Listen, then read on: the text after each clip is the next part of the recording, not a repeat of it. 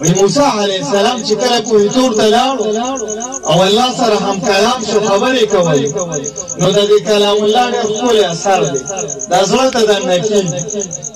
نو چې لږه خبرې الله سره وکړې نو بیا ورته وفرمایل ربي ارني انظر الیک ای الله زه تا لیدل غواړم شوق او جذبې سیوا شوه الله سره دونه راز و نیاز شو چې وی زه ورسره ووینم مخامخ نو الله پاک ورته وفرمایل قال لن تراني ما نشي لیدی ولكن انظر الى الجبل فإن استقر مكانه فسوف تراني یو خبره ده د غره باندې یو جلوه د ګوتې د قچې ګوتې د څومره ښکاره کړم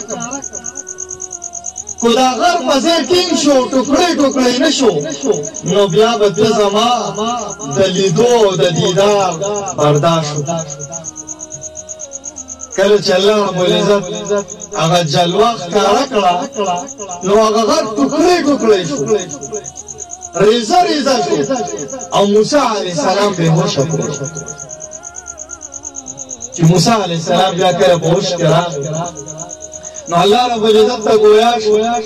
وی الله په دنیا کې استاد دیدار نشم کوله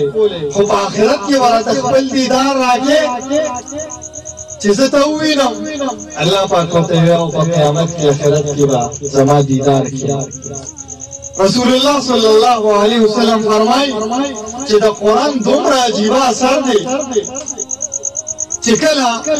د قیامت پر ورځ لومبي زه د قبر نه راپاسم او وګورم موسی علیه السلام به د عرش په کناره ولاړ او دا چغې به وایي ربي ارني انظر الیک ربي ارني انظر الیک ای الله نن راته خپل دیدار د دنیا د الله د کلام او برکت وګوره په هغې کې دومره اثر و چې موسی علیه السلام یې د دنیا نه بوتلو آخرت کې هم چغې وایي چې الله ته راته خپل دیدار دا د قرآن برکت